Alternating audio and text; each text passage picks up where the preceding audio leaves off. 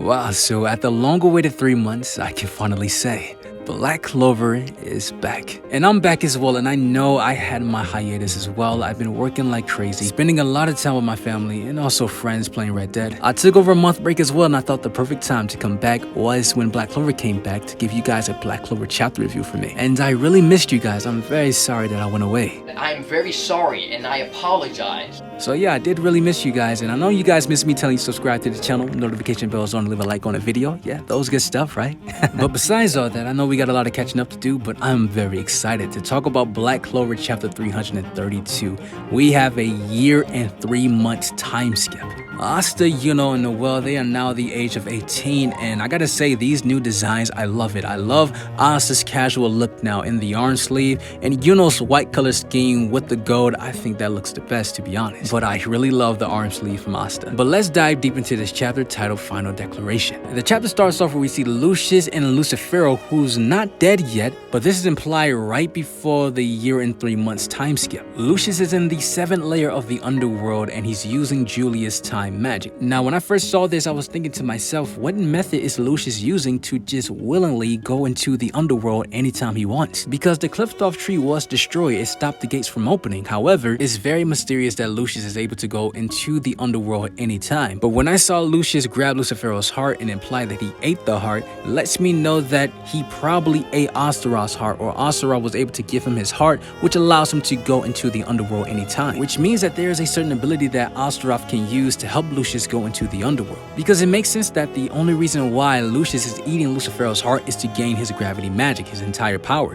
Which makes sense why he's able to use time magic just like Astaroth. But since Lucifero was only halfway manifested, it makes sense that he had an extra heart, his full power, when he was in the underworld. Which truthfully, I believe this confirms that Megicula definitely isn't dead yet, because she wasn't at full power or fully manifested as well. Now we then cut to a scene where it's 1 year and 3 months later, and there is a merit ceremony award going on, and Asta is promoted to senior rank 1st class, which means that now Asta has the rank of that of a vice captain, which is 1 step below a grand magic knight, which Yuno was promoted to now being a grand magic knight. So Yuno is now captain level, which now Yuno can now create his own squad. But Figolion did mention that Asta also deserves the same title, and I would say that he does. Asta showed results. He has the merit to be a captain right now. Some would say even Wizard King, but there is a lot of growth and a lot of things that he must do to truly prove he is the strongest in the kingdom, and also have the people to support him, because Figolion did mention that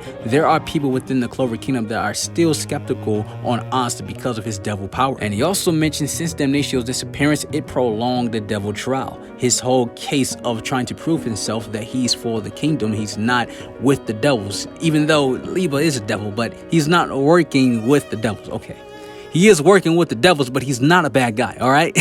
However, this chapter implies that Damnatio and Julius both disappeared, and since we already know the reason why they disappeared, they've been gone forever since this whole year and 3 months time skip had happened. So it's either two things that happened to Damnatio. He's either dead or he's being used as a puppet. But I don't see him being used as a puppet, because I'm not sure if Lucius have any interest in Damnatio, or the interest may lie into bringing Damnatio back in an undying body, which is why he killed him, to bring him back, and he can be used as a puppet for that, because that's what he's doing for everyone else. He wants to bring everyone back in undying bodies. That could be very sad to see Damnatio come back like that. However, we found out that the nominees for the next Wizard King has already been established, and that is Fagolion, Nozel, and Mirileona. However, they all declined because there is a lot of things that has happened within the Clover Kingdom, and not just the Clover Kingdom but the entire continent, that they need to figure out first, so they put it on hold for the moment. Fagolion also mentioned that this battle made him realize with the devils that he is inadequate to be in the position to be Wizard King right now. And even though Mirileona was nominated to be the Wizard King, she doesn't want to deal with the hassle, which was stated by Figolion. So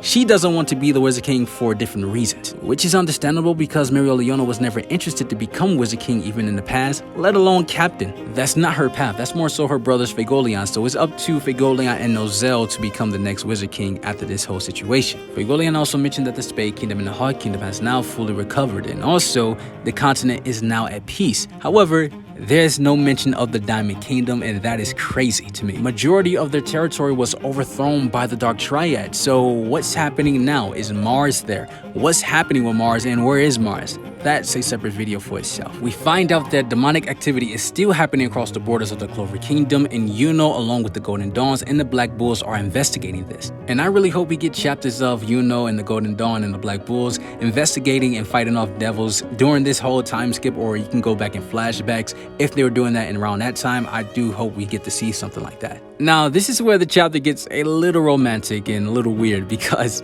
Yami is trying to figure out why is Charlotte being so weird ever since the battle in the Spade Radar. And Finral was like, yo, Yami, do you not understand? Like, she confessed to you when you were on the verge of death. You think nothing's going on between you two? But during that time, Yami did state that he did not hear her. And it's been a year and 3 months and there is nothing going on, which makes sense because Charlotte tried to confess to Yami 2 times now at this point, and Yami is just not taking the hint. Until now, finally somebody told him that Charlotte is in love with him, and he's sitting on the toilet. He had to take a poop for this.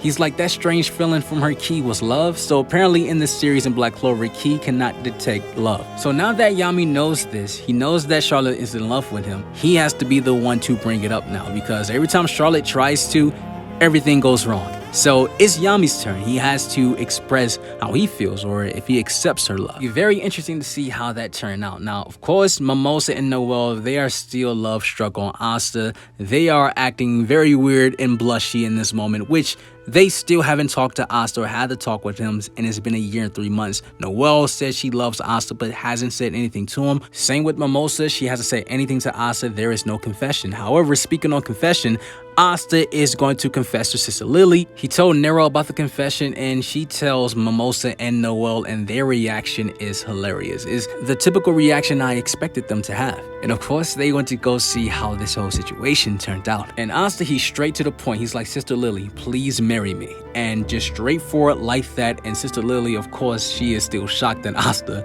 is still going by this. Even though she's a nun, she cannot marry. Unless, you know, she's been catfishing the entire time. Like, you know what, I'm not a nun. I'm really just a normal person. I'm trying to marry you, Asta. Like, let's get it over with. Obviously, that's not the case. Sister Lily is not a catfish. But Asta's like, I can definitely make you happy. I'm 18 now, so let's make it do what it do. But Sister Lily is like, nah, you're like family to me. I will only see you as my sweet little brother. Now, obviously, I'm not laughing at the rejection. It's the way that Sister Lily worded the rejection. And Asta, gotta get some credit here, because he took one of the worst kind of rejections and took it on the chin. Was like, you know what? I completely understand. However, my unchanging vow, you're going to watch me become Wizard King. And I really like how he stood his ground after that. So mad respects for that. But then at the end of the chapter, Lucius Zogratis ruins the whole conversation, because he shows up at the end and he states, congratulations for making it this far, but this is the end. And that was the end of the chapter. And wow, Tabata really left us with a wild cliffhanger that I am very nervous about, because Sister Lily is there. If Tabata is setting up Sister Lily's death after Asta confessed, this can go very bad for Asta. Like, he's going to lose his mind. But we will save all that for a different video. But if you made it to the end of this video, be sure to subscribe to the channel, leave a like on it, check out my other Black Clover anime content. You guys have an awesome life. Take care of yourselves, stay blessed, and I'm out.